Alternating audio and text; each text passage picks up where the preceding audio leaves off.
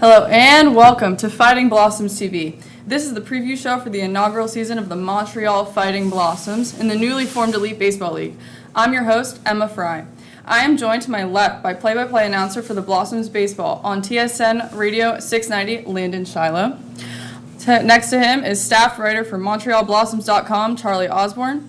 And on his left is TSN broadcaster for Blossoms Baseball, Ava Hardway. Landon, of all people, why would Deion Sanders, Pro Football Hall of Famer, be the right guy to lead the team this upcoming season? Well, let's think about it, right? I mean, this guy's been in a lot of big games. College football, trained his two sons to go all the way. Then he's been in a World Series before, back in the 90s, and he also is a Super Bowl champion. He knows how to coach these guys. I've seen videos of him, and he's a very just hard-nosed coach, and I think he just wants what's best for the team. I saw the Blossoms drafted Vladimir Guerrero Jr. as the first pick. Why do you feel he was worth the number one pick? I mean, let's think about it. I mean, the guy's a four-time MLB All-Star and easily the best hitter on the Blue Jays. I mean, this guy is a absolute monster. He was on the cover of MLB The Show, if anybody plays that. I mean, that is a huge honor to get. And he also led the AL in runs scored and total bases, 2023 Home Run Derby winner. So I think he was well worth the Blossoms baseball pick, number one. I think that was a great pick. Piggybacking off that, when it comes to the infield, it is very important that teams have a strong and competitive group to work together. What players stick out to you most? I mean, you got, Pete Alonso, right, who, first baseman, just got sent to the Orioles over the offseason and even spring training. Did a great job. And then you got guys like Jazz Chisholm and Austin Riley, who are huge just household names. Jazz Chisholm, second base, and Austin Riley on third. They're both two-time MLB All-Stars. I mean, that's in great picks and a great infield.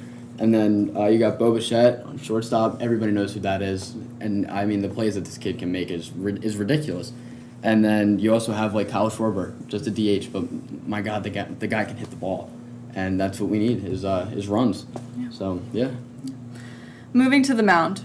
Charlie, who should get the ball on opening day? Yoshinobu Yamamoto, who led the Dodgers to 2 World Series championships. He is the reigning World Series MVP, and he has 4 nasty pitches to get anybody out. It's true. Yeah. Who else has the potential to get the start later in the season? We have Brian Boone from the Seattle Mariners. He is a 2025 MLB All-Star. We have Jacob deGrom, who is also a right-handed pitcher from the Texas Rangers, who was last year's AL Comeback Player of the Year. Zach Wheeler, he is expected to return from his injury in the spring. He has the veteran leadership and will be a great fit to the rotation. But we also have more. Luis Castillo, who is a 3-time All-Star from the Seattle Mariners, right-handed pitcher. We have Jacob Misiorowski, a right-handed pitcher, also a 2025 MLB All-Star, and Gavin Gosman, who is a 2-time All-Star from the Toronto Blue Jays, who is also a right-handed pitcher. Ava, talk to me about who stands out in the outfield. Yeah, I mean, looking at the outfield, just right off the bat, Pete Crow Armstrong, he is a great, outfielder, but he's also got a great bat. He can produce offense and defense for the team. He plays center field, hits and throws left. But moving along to other players, Corbin Carroll, another outfielder, he is a left-handed batter, left-handed thrower. He was the 2023 NL Rookie of the Year. He was the 2025 NL Silver Slugger. He is a 2-time MLB All-Star, as well as led the NL in triples in 2023, 2024, and 2025. Cody Bellinger is an outfielder who can also play a few other positions, but he bats left. He was the 2017 NL Rookie of the Year, as well as the 2019 NL MVP. He has a World Series under his belt with the Los Angeles Dodgers in 2020. He was a former Gold Glove and Silver Slugger winner. Oneil Cruz is another outfielder, but can also play shortstop. Last season, he's played multiple positions. He kind of made his known position in the outfield. He made his MLB debut in 2021, has been an elite powerhouse hitter. Just in the World Baseball Classic a few weeks ago, he was hitting home runs, helping the team win. He's had a appearance in the Home Run Derby last year, and led the NL in stolen bases last year, so he can produce, offensively as well. Jarren Duran is another outfielder. He played a good amount of college baseball before getting up to the majors. He made his MLB debut in 2021. He is known for elite speed, so I think that this could really help the Blossoms, having some offense and having some speed in the field, off the field, in the game. He was also a 2024 All-Star and was the All-Star MVP. Christian Yelich, he kind of finishes out the outfield. He puts a rap for everyone. He's a well-known player. He's had many, NL All-Star games. He's a 3-time All-Star. He was the 2018 NL MVP for the Brewers. He's a 2-time NL batting champion, and he was drafted in 2010, so he has, about 15, 16 years under his belt, and he's a pretty experienced player. Charlie, who do you think is a good fit for the designated hitter position? Landon already touched base on him, but a few more things to note on Kyle Schwarber. He hit 56 home runs last season. We are excited to have him as our DH, and we expect to have a lot of short bombs this season. Just kind of going off of what he said, there's not a guy that's really better in these big game situations. You watched when it was a lot of Phillies fans that'll watch this are huge Red October people. And, there's not a bigger name in Red October than Kyle Schwarber and Bryce Harper. And Schwarber, this guy can hit anything. And that's why, you just saw the World Baseball Championship, had a great game there, and so did Bryce Harper. So we'll see how he plays on the Blossoms this year. Ava, it's opening day. The Fighting Blossoms are ahead. To whom do you think Deion Sanders gives the ball to close out the game? I think that the Blossoms have 3 good closers that, just pop off your eye. But I think Devin Williams, right-handed pitcher, would be a great fit. He was the 2020 NL Rookie of the Year. He's a 2-time MLB All-Star. He had 3 Reliever of the Month appearances in 2020, 2021, and 2023.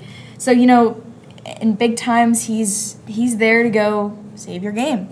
He was also a 2-time All-MLB team appearance. He's also had a few playoff games under his belt. So he can see regular season, preseason, and even postseason games.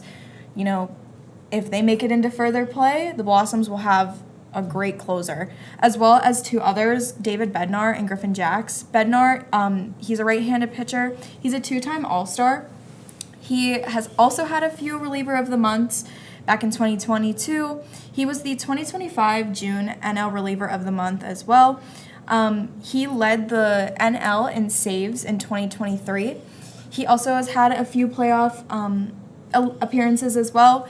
And, he finished second in the NL for most games finished in 2023. He also was in the World Baseball Classic and had a few good pitches under his belt, and he's going to be great for the Blossoms. And then finally, Griffin Jacks. He's younger, has about 10 years under his experience, but he has had 405 strikeouts in 5 seasons. A strikeout is great. It's gets your batter out, 3 outs. It's great. 4 playoff game experiences as well. So all relievers for the Blossoms have had some kind of playoff experience under their belt. He also was in the World Baseball Classic, and, those kind of experiences, not just regular play, but postseason play as well as, for your country, representing your country is just, it takes some different kind of pride. So I think that the Blossoms will have some great pitching under themselves, as well as good offense and defense for this upcoming season. I think you got, I don't know if we touched base on him or not, but Kevin Gausman goes, he hasn't, I don't even think we talked about him. But as an Orioles fan, I remember when he got drafted and being just so excited because of what this guy can do. Even when you look at him now, he's on the Blue Jays in his 13th season. He's still 2-time MLB team All-Star, and he's been on 2 teams, and he's made the All-Stars for both of them. And I think that even being a little bit of a veteran guy, I think he can kind of show and kind of give these young guys kind of a good point of view of how to maintain your arm and how to get on the same time as a team because I remember he would either start games or he would close games. He was never a relief pitcher. He was always one or the other, and he's absolutely nasty. And he can still throw it now, so I don't think he gets enough credit. Yeah. Another player that I'd like to touch on is Ben Rice. You know, he's a multi-position player, first baseman and catcher. He's a power hitter that, you know, he will do great. You know, the Blossoms will have some great bats on this team. Like we mentioned, Alonso, Schwarber, Rice, Bo Bichette, Bobby Witt, they all just have powerful bats underneath of them, and that'll produce offensively. But, you know, having some good defense throughout your game as well, that'll just keep your game going, and it'll score some runs and get some wins for these Blossoms. Yeah, definitely. Okay, well, that is all the time that we have today for the preview show for the Montreal Fighting Blossoms. Thank you so much to Charlie, Landon, and Ava for joining me. We will see you on March 25th at Mount Royal Park or on RDS Montreal and TSN Network, where all games will be broadcast. I'm your host, Emma Fry, and thank you so much for watching. Stay classy, Montreal. Lemon!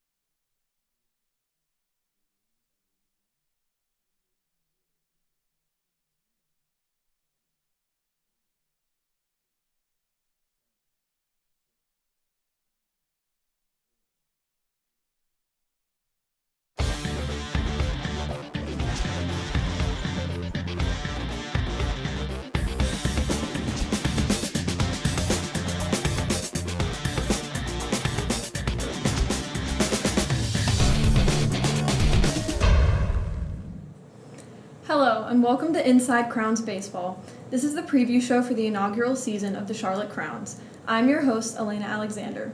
We are excited to have you here with us to kick off the newly formed Elite Baseball League. Here with me to my left is Chelsea Evans, color commentator for Crowns Baseball on FanDuel Sports Network South, and a former Division I softball star at the University of Oklahoma. To her left is Noah Freeze, a former Major League first baseman and current editor-in-chief of the Charlotte Crowns Review. Jumping right in, one of the greatest athletes in North American history, Michael Jordan, becomes the first owner-manager in professional baseball in the last 50 years. Noah, what makes him credible to be the owner of the Crowns? Well, like you said, Elena, it will be the first owner-manager in professional baseball since the 1970s. Obviously, everyone knows Michael Jordan is one of the greatest basketball players of all time. We're not here to debate that, even though we definitely could. But most people forget that he actually played one season of professional baseball. He hit .202 for the Birmingham Barons in 1994, the Birmingham Barons being the Double-A affiliate of the Chicago White Sox. And most people actually don't know that legendary manager Terry Francona managed that team. So there's no doubt that Michael Jordan gained some valuable managerial knowledge and is ready to use it for the Crowns this season. That's awesome. And the Crowns managed to snag the first overall pick in the EBL draft, selecting Japanese powerhouse, the one-of-one, Shohei Ohtani. Chelsea, what makes Ohtani the right choice for this team? Yeah, so Shohei Ohtani is a phenomenon. He is a two-way player dominating on the plate and on the mound, coming off a 55 home run season and multiple championships. He is a player of experience for sure. In 2018, he was Rookie of the Year, and he was a multi-time Silver Slugger Award winner, making 4 consecutive All-Star appearances, and as well as in 2023 to the World Baseball Classic Championship, he led Japan. Having so many big game experiences changes a lot, so this pick doesn't just change the team, but it also changes the league. Not to mention multiple-time unanimous MVP. I mean, he's a guy that's a real brand ambassador. Whenever I think baseball, I think Shohei Ohtani. So there's no doubt that the Crowns need a guy like him. Yeah, that's really awesome. It looks like the Crowns will have themselves set to start off the season, Chelsea. And Noah, are there any other guys in the rotation that we should be looking out for?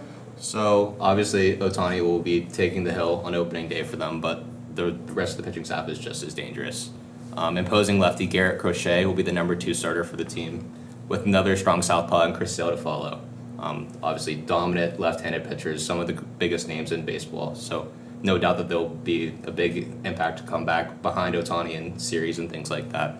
The rotation is also rounded out by righty Dylan Cease and another lefty in Corey Higgins. So each of these 5 starters have received either MVP or Cy Young Award votes in their last 2 professional seasons, with Chris Sale actually winning the NL Cy Young Award in 2024 and Shohei Ohtani obviously winning MVPs in 2024 and 2025. So there's no doubt that this pitching staff is locked and loaded and be ready for the Crowns in the EBL's inaugural season.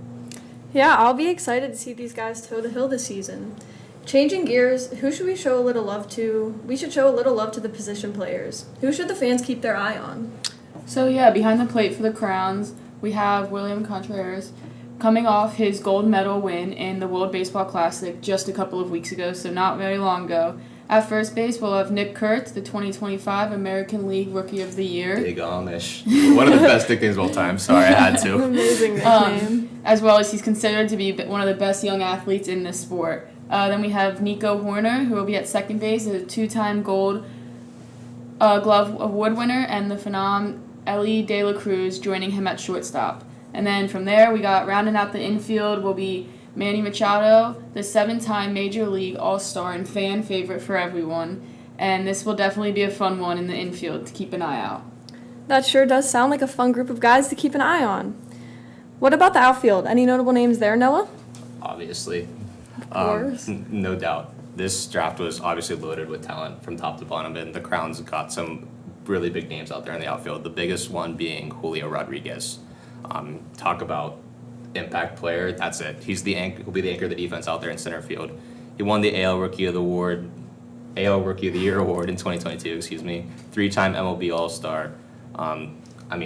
He really brings an impact to the game. I don't know if you guys were watching the World Baseball Classic game, the semifinals, I believe, the United States, whenever they needed a big homer late, and Julio Rodriguez absolutely robbed one. I mean, I could just jumping up off of my couch and crying watching him. I mean, just such an impact player. There's no doubt that he'll be an absolute anchor out there in center field for the Crowns.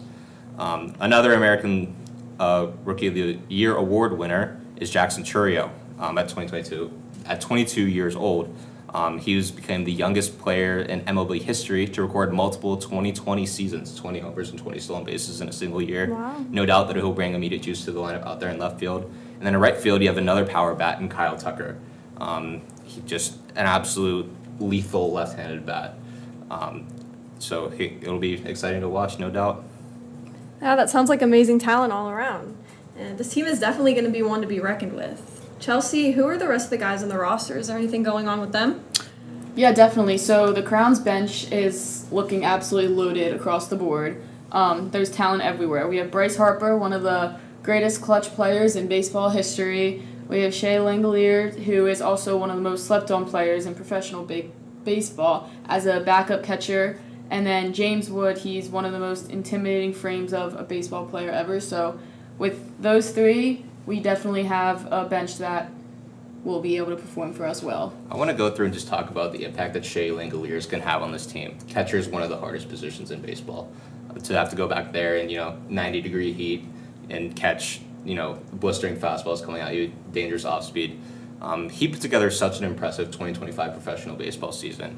I think one of the quietest 30-homer seasons I think I've ever seen. He had 277. He actually has back-to-back seasons with 29 homers in professional baseball. So that's just unheard of. And for a guy like Shea Langeliers, it's not really the biggest name. Obviously, Willie Contreras will be in the starting lineup, but it can't even begin to fathom how this guy fell to the Crowns in the draft at all. It'll be really interesting to see what he can do for the team. And not to mention, there's some other guys on this bench as well. So, Rafael Devers, another very prominent name. He was actually the only player in MLB last year to play 163 games, even though it was only a 162-game season because he got traded midway through the year. So, what a guy he is. Whenever he's on, he can really leave an impact on the game. And he dominated for the Boston Red Sox in MLB for so long with pesky pull out there in right field. He could just obliterate baseballs. So there's definitely something to be said about having a guy like him off the bench. Obviously, can able to come in at any time. You have two other young guys on this bench as well that are definitely going to have an impact as well. Wyatt Langford if you finish 7th in AL Rookie of the Year voting in 2024, is another one of the greatest young prospects in the game. He actually joined Jackie Robinson as he and Jackie are the only ball players to record a walk-off grand slam, an inside-the-park home run, and hit for the cycle in the same season. They both did so in their rookie years. That's a stat that just absolutely blows my mind. And then Jacob Wilson, it's another really young guy. His first professional season was last year. He hit .311 in the MLB. It's named an All-Star starter, becoming the second rookie shortstop in MLB history to start an All-Star game. He finished second in AL Rookie of the Year voting to current Crowns teammate Nick Kurtz. Again, big Amish, love him. So it's definitely going to be interesting to see how this bench plays out and how Michael Jordan goes through and deals with lineup changes, midseason, things like that. For sure, yeah. And changing gears a little bit here, the Crowns have themselves an intimidating bullpen in Diaz, Suarez, and Duran among some other guys. If the Crowns are ahead in their home opener, Noah, who do you think should be the one to take the hill in the 9th? That's not a decision that I'd want to make if I were Michael Jordan. You mentioned Edwin Diaz, Robert Suarez, Yohan Duran, and don't forget about Cade Smith. He's another sneaky guy that'll be there in the bullpen, be able to come in and make plays for the team. But in my personal opinion, you have to go with Robert Suarez. If a game's tight in the 9th inning, that's the guy that I would go to with the ball. He led all major leagues in saves over the last 2 seasons with 76, and he has a wicked fastball that he uses 63% of the time. It's just unhittable. If you throw a pitch 63% of the time, it's obviously disgusting. It's definitely not someone you want to mess with. Oh no, absolutely not. I could go on and on about Suarez. But there's also something to be said about Edwin Diaz. He brings a little bit of moxie to the team. That's something that you definitely are going to need late in the game. Him and his narco run out. Diaz gets the whole stadium jumping. But again, Yohan Duran, he's known for throwing one of the fastest fastballs in Major League history. I believe is a 104.8. Just unbelievable to think about how Absolute a guy can heater. throw the ball that hard. I don't want to have to make that decision at all. So I'm happy that we're up here and we don't actually have to make the decisions. But you really can't go wrong with any of them. But if I had to pick, if I absolutely had to, I'm going Robert Suarez. I definitely agree with that. If I had to pick one of them, I would definitely go with him as well. 1,000%. Robert Suarez sounds like a great pick for me. And with that, I think we're just about out of time for tonight. So you can watch the Crowns battle the Mexico City Golden Eagles on March 25th for the Crowns home opener, either by streaming here on FanDuel Sports Network South or in person in Charlotte's Uptown neighborhood, where Truist Field will open its gates for the first time as a major league venue. 30,000 new seats, huh? 30,000 I cannot new wait to seats. be in that ballpark, man. It's such a pretty view of the skyline and everything. I really cannot wait. It's really in like a great area of Charlotte, just like the skyline, it's gonna be It's just gorgeous. beautiful. You have to be there. I mean, I'm really excited to see what they added to that place. Obviously, it was a minor league venue for a long time, but Yeah. can't wait to see what it's like with 30,000 new seats, packed the place on Chelsea. Especially with everything around Charlotte, there's so much to do there, so it's definitely not somewhere that you wouldn't want to not go. You would definitely want to make a visit there because there's so much to do outside of Charlotte as well. Go watch the Crowns play some ball. Yeah. Of course, it's the inaugural season, so you just gotta get there. And big thanks to you guys for coming out and being on the show. And a big thanks to the fans, of course, as well for joining us tonight on Inside Crowns Baseball. And we will see you at the Yard.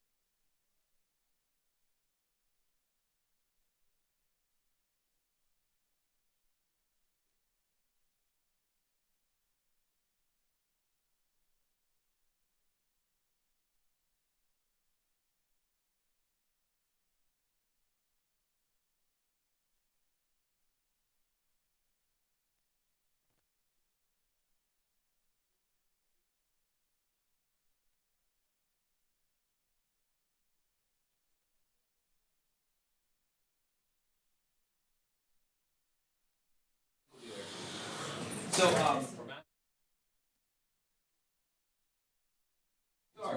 you guys come take a seat now.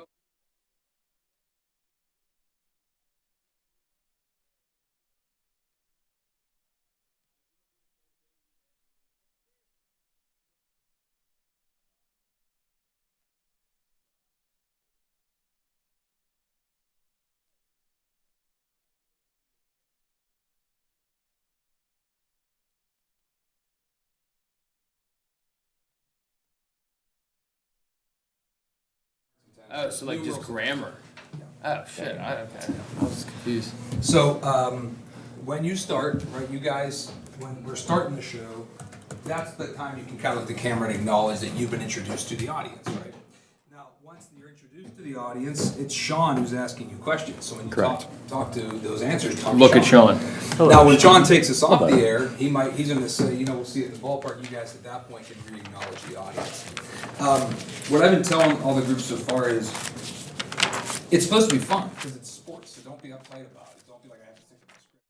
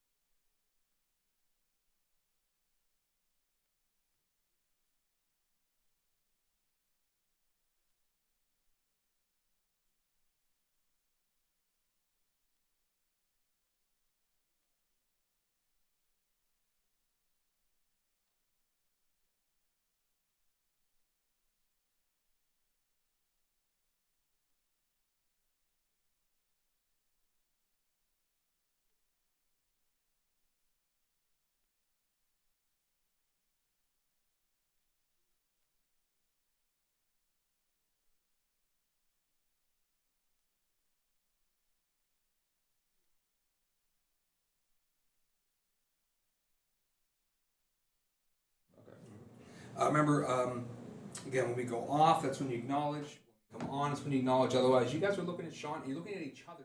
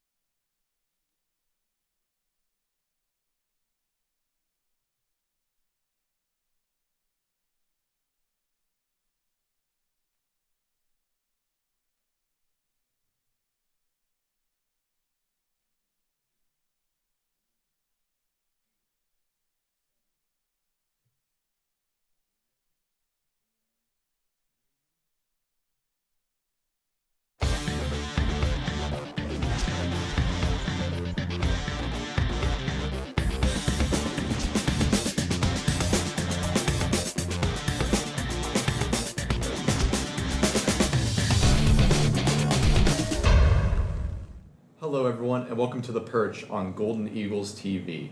Tonight we will review the inaugural Elite Baseball League draft for the Golden Eagles and introduce the players on deck for their very first game. I'm your host, Sean McKean, and to my immediate left, I'm joined by color commentator for the Golden Eagles on Azteca 7 English, Brady McCall, and to his left, the editor-in-chief for MXCGoldenEagles.com, Tegan McTighe. Tegan, directly after the EBL draft, the Golden Eagles also announced their manager for the season. Explain for those at home the name Vinny Castilla. Yeah, Vinny Castilla. In my opinion, great pick for the Golden Eagles. Vinny Castilla is a two-time All-Star with the Colorado Rockies in 95 and 98, three-time Silver Slugger Award winner, National League RBI leader in 2004 with the Rockies. What I love about Vinny Castilla, he has history in managing. Managed the Mexico baseball team in the 2007 Pan American Games, and also managed the World Baseball Classic for Mexico in 2009. He's actually even inducted into the Mexican Baseball Hall of Fame in 2020. So I think this is a great pick for Mexico City, someone the community and the people will really get behind as well. A player to lead the team is exactly what they need, but Brady, on to you now for the meat and bones of this roster. We'll begin with the men behind the plate. Tell us a little bit about the signing of Cal Raleigh. Yeah, it's always important to have a really good catcher back there, and luckily the Golden Eagles got two. We'll start off with Cal Raleigh, the best hitting catcher in the league. He's coming off his best year and looking to win his first MVP. And his backup, Alejandro Kirk, can field and hit at a high level. The Golden Eagles could also put him in at DH and get some pop in that bat and get some runs on the board. Yeah, moving down the diamond now, away from catcher on the first base, the Golden Eagles picked up Freddie Freeman to play there. Tegan, what are your thoughts on that? Yeah, Freeman, I love him. Big dude, standing at 6'5", 220, out of Villa Park, California. Three-time World Series champion, including the World Series MVP in 2024 and the 2020 National League MVP as well. Freeman's actually a 9-time All-Star, 3-time Silver Slugger, and Gold Glove winner. He actually surpassed 2,000 career hits and 300 home runs, and even set the Dodgers' single-season doubles record with 53 in 2023. Simply put, one of the most consistent and complete hitters of this generation. And backing him up, we got Josh Naylor, All-Star, who's coming off a big year in 2025. Some good players there. Exactly that, but with first base sorted, we move along now to second base. Brady, tell us a little bit more about Bryce Terang. Yeah, Bryce Terang, young player, great contact guy. He can field the ball at a very high level, has a Gold Glove. He's just looking to contemplate Freddie Freeman in a way. And his backup, Jose Altuve, can also do everything at a high level, lots of experience, can field, can hit for power, pop, whatever you need, and it's a good second baseman. That's a good infield right there. Yeah, now to round off the bases with such a stacked lineup, third base will be manned primarily by Jose Ramirez, and he brings great experience to his fledgling team. Yeah, as you said, a lot of experience with him, and he's a consistent MVP candidate every year, one of the most underrated players in the league, and top 5 in MVP voting almost every year, I would say. And his backup, Alex Bregman, who's also just a very underappreciated player. He's got a high skill set, and I think he was the steal of the Mexico City's Golden Eagles drafts. Any opinions on that? Yeah, I think he was a steal, and I think someone that's going to sneak up and people aren't going to be expecting. I agree. Yeah, steal is what a lot of media tend to say, but to conclude the infield positions, the shortstop has an esteemed lineup too. Tegan, tell the audience the significance about Gunnar Henderson's signing. Gunnar Henderson, actually only 24 years old, out of Montgomery, Alabama. Actually American League Rookie of the Year in 2023, and a Silver Slugger that same season. He actually followed it up with an All-Star appearance in 2024, and even set the Orioles' single-season record for home runs with home runs by a shortstop with 37. Wow. One of the brightest young stars in baseball with elite power and presence at the plate, and someone I think is just going to get bigger and better every year. Yeah, 37 is an impressive figure, but now we move on to the outfield. Left field specifically, they have a few wild cards on that side as well. How about Roman Anthony? Roman Anthony, he is just a young phenom ready to get going. He's 21. He's already a proven MLB hitter, which is great for the MLB, but we're not in the MLB. This is the EBL. This is where he's going to take over the EBL, and he's going to lead the Mexico City Eagles. And, he's just ready to get going. His backup, Mookie Betts, who's also just a very talented player, and he's one of the best 5-tool players in the league, I would say. And putting him back there, very comfortable with those two in the outfield. Yeah, now moving on to the biggest splash that the Golden Eagles made during the draft. This came from when they signed Aaron Judge at 2nd overall. Brady, how will Judge assist this team? Stats don't lie. Aaron Judge is one of the best players in the game. I think he's the best, but won't get into that today. Coming off, I don't even know how many good seasons, 5 maybe, just hitting home runs, set the record in the AL with 53, I think. I mean, he's just a very good player. And getting him for this team is he's going to be the captain, follow behind him, and just ready to go with him. And now to conclude the outfield positions here, Tegan, how about Fernando Tatis Jr.? Fernando Tatis Jr., big fan, out of the Dominican Republic. Three-time All-Star, 2-time Silver Slugger, and 2-time Platinum Glove winner. One of the most electrifying players in all of baseball, I'd say. Tatis led the National League with 42 home runs, became one of the youngest players in Padres history to reach 500 career hits. Even after battling a lot of injuries, including the torn ACL, he's proven when healthy, in my opinion, a top 10 player in the game with elite power, speed, and a great defensive ability.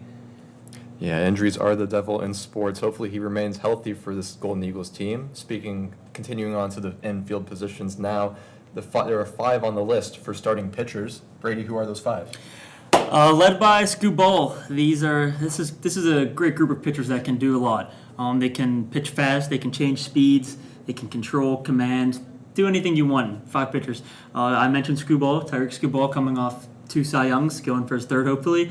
You got Scoot Ball, Hunter Brown, Logan Gilbert, Max Fried, and George Kirby. All these guys have proven that they can be consistent in and out and can hopefully get better each outing. And Tegan, I'll come back to you for a little bit here.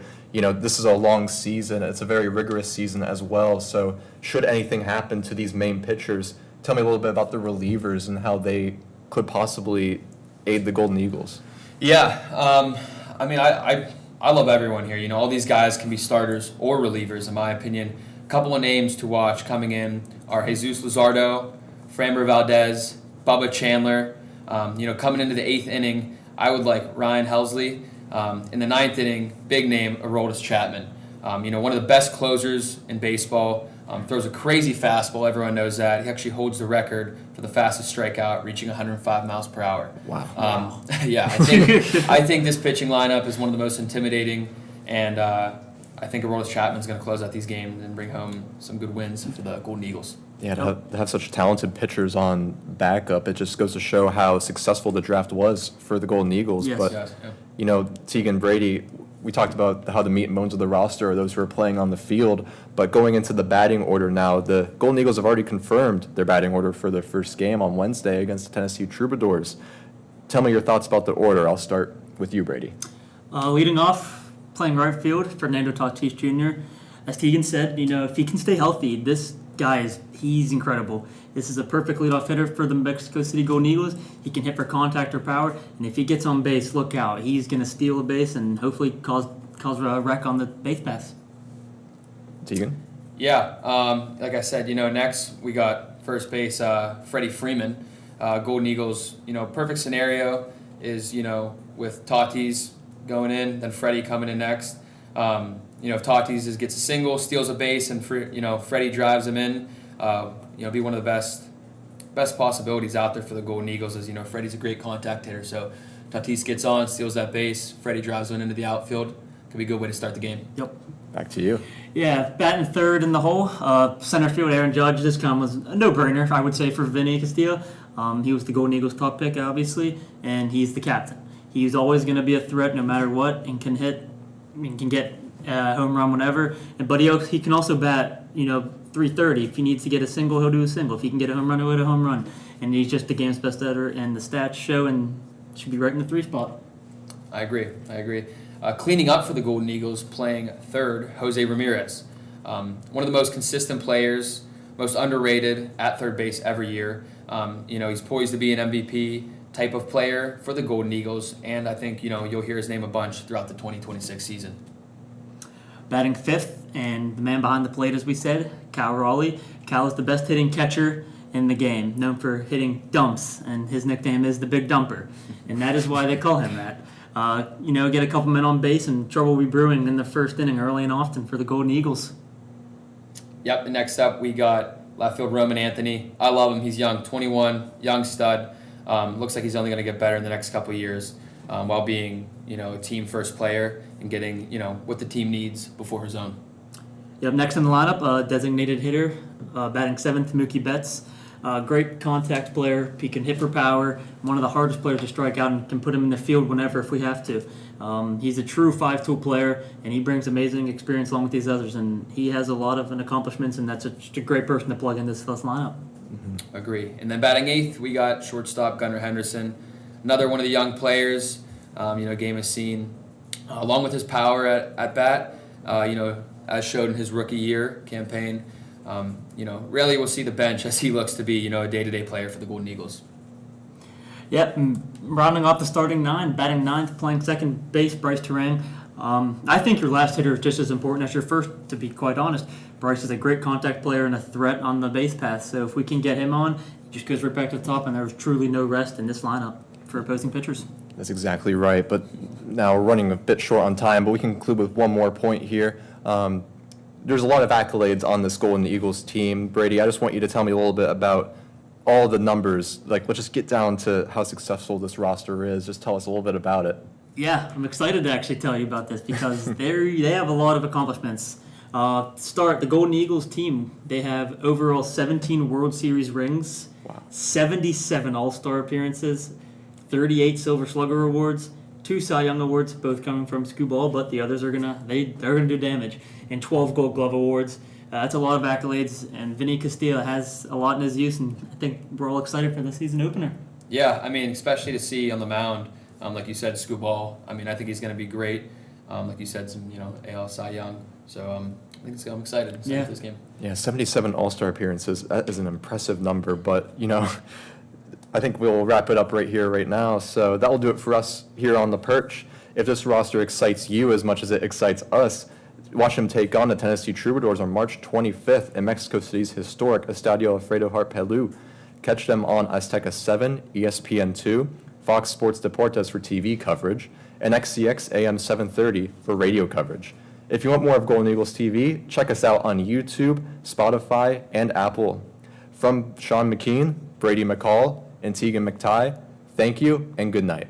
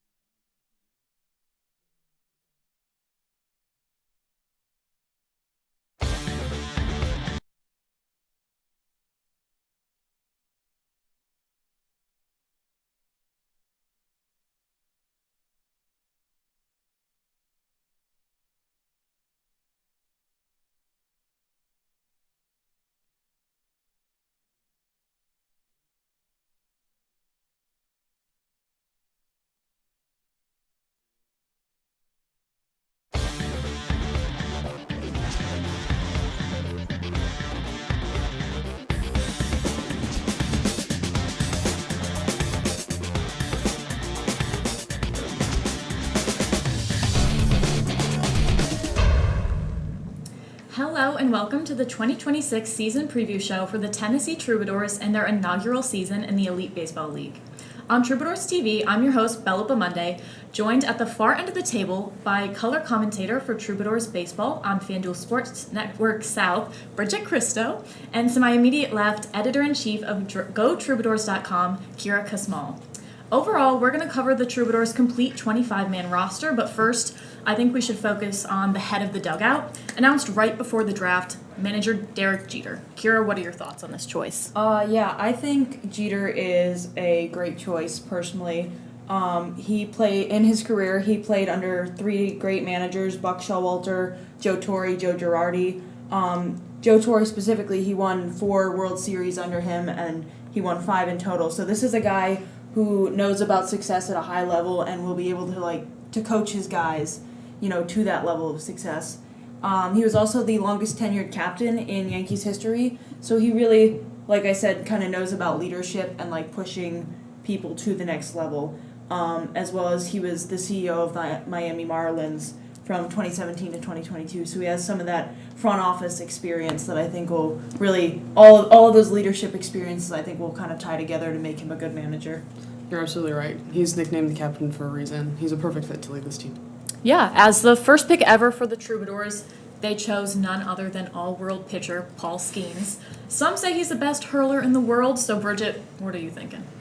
Skeens is coming off an NL Cy Young Award in the MLB with the Pirates this past season. He just brings an immediate force to headline the Troubadours' talented pitching staff. And I think between his ridiculously good fastball, his patented splinker, and his accompanying off-speed, I think he just brings a flair to this staff and just the whole roster in general.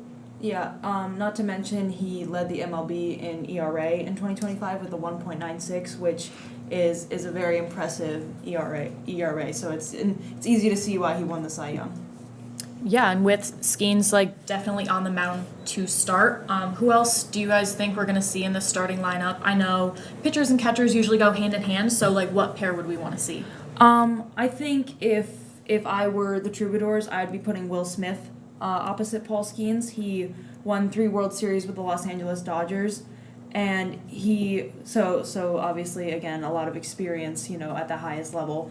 He also has had an on-base plus slugging percentage above .700 every year of his career, so that to me shows some consistency and some offensive power.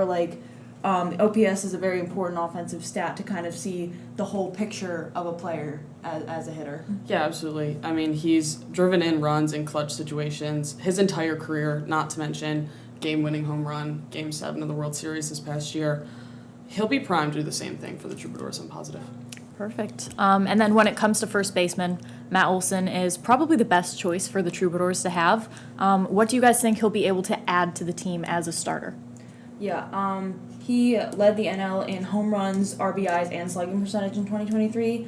And he also has ranked 14th or higher in the NL or the AL, depending on which team he was with, every year since 2018, which again to me shows consistency, which I think is going to be very important for this new team to kind of, get some success early on. Yeah. And then for second baseman, they have a few more options. So who do we see the Troubadours going for their starter for second baseman, Bridget? I think it's obvious choice. It has to be Ketel Marte. He's just an absolute fantastic addition for the Troubadours.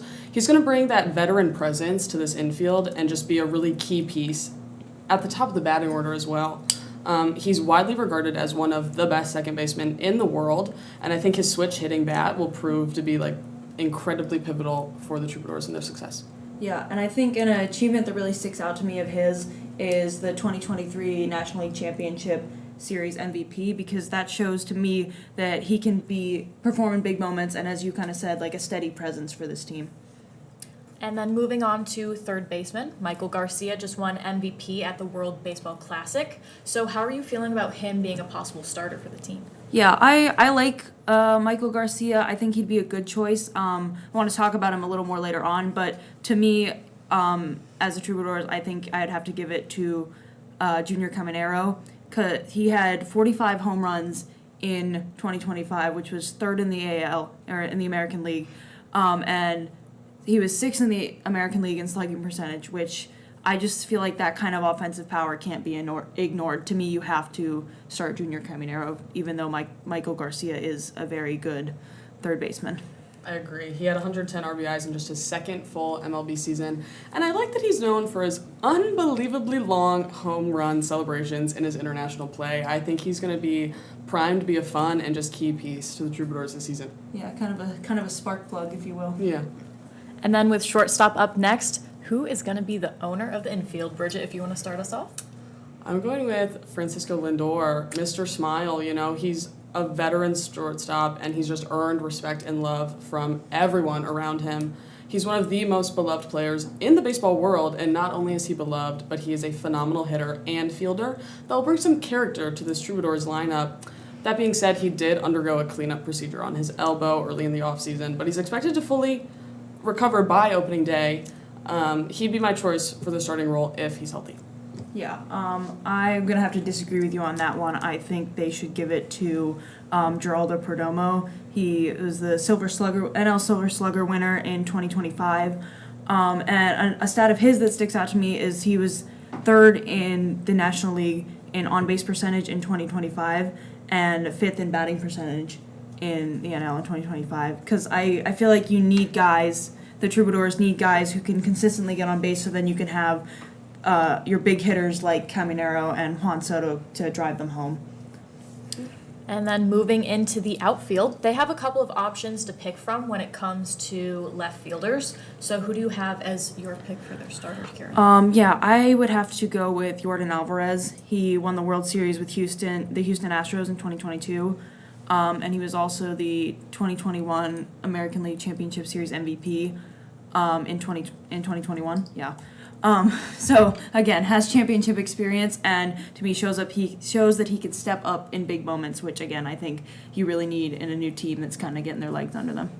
I agree. He's hit over 30 home runs in each of his full seasons from 2021 to 2024. He's one of baseball's most feared power hitters. He was held to 48 games last season due to injury, but I think with a full season, he'd be really good for the Troubadours. Yeah, absolutely.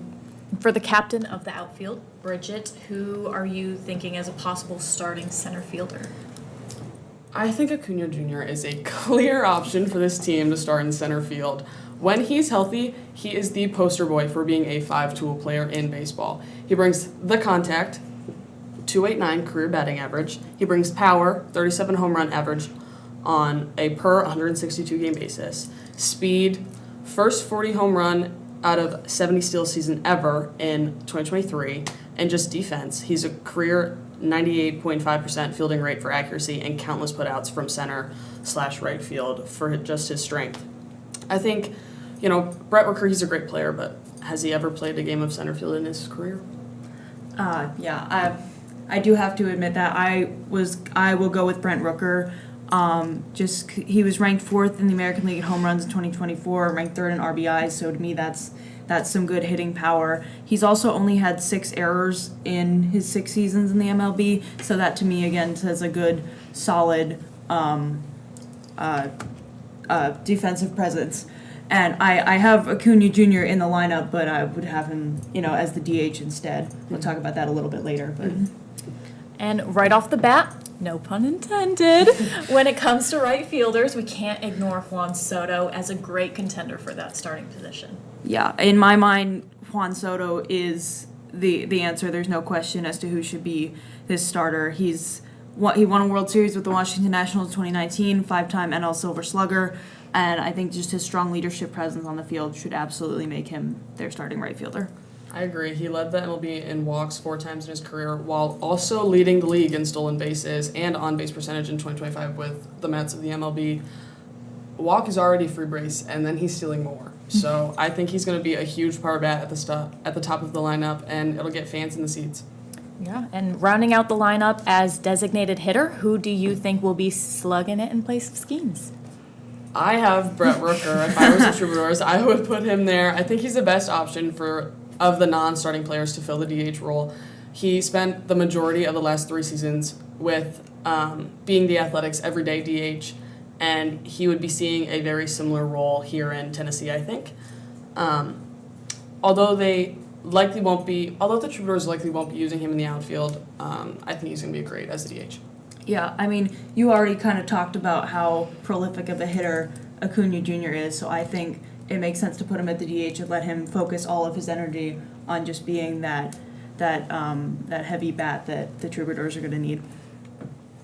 Yeah, with these players as their picks for the starting lineup, we'll have to wait to opening night to see. So moving on to bench players, what kind of depth do you think we can see from those players, Kira? Yeah, I think the Troubadours have a lot of depth on their bench. We talked about Michael Garcia already. He was MVP of the World Baseball Classic, 2025 AL Gold Glove. So I think even if he's not the starter, he is a very prolific third baseman. He can also bounce around the infield as he's needed. Drake Baldwin is kind of a young catcher, but I think he'll be able to learn under Will Smith, and he's already shown some promise in college in his first year in the MLB, so I think he's going to be a really good backup for Will Smith. And then you also have a couple of great starting pitchers in Christopher Sanchez and Freddie Peralta. So, on those nights when Skeens does need a break, we still have the Troubadours still have some solid pitching to start off. Right, and then we have Logan Webb. He's one of the most underrated pitchers in the MLB, arguably. Also, Stephen Kwan, defensive stalwart. He's just a prime option as a defensive replacement, late in close games for the Troubadours if needed. We also have Hunter Green. He's been a headliner of the MLB Cincinnati Reds rotation over his last 4 professional seasons. He's going to be electric for the Troubadours this season. And then real quick, let's talk about the bullpen. The Troubadours have 7 strong relievers who could back up the starters. Who do you think is going to be Jeter's first choice to relieve Skeens? I think the first choice has to be Mason Miller. He's one of the best closers for the past 2 seasons, and I don't see anyone else. Yeah. They've also got 6 other great relievers in Josh Hader, Jeff Hoffman, Andres Munoz, Carlos Estevez, Ryan Walker, and Daniel Palencia. And some of them are maybe not as experienced, but like I said, like Ryan Walker and Daniel Palencia, but like I said, it's a really strong bullpen, and there are some more experienced guys and some really good guys, obviously, and like Paul Skeens and some of those bigger players to really teach the younger guys, bring them up. Yeah, we are out of time tonight. Again, I'm Bella Bamunde, joined by Kira Kasmal and Bridget Christo. Thank you for watching this edition of Troubadours TV. We will see you at Gibson Park on March 25th for opening night, or you can watch the Troubadours all season long on FanDuel Sports Network South or listen to 94.9 The Fan. See you at the ballpark.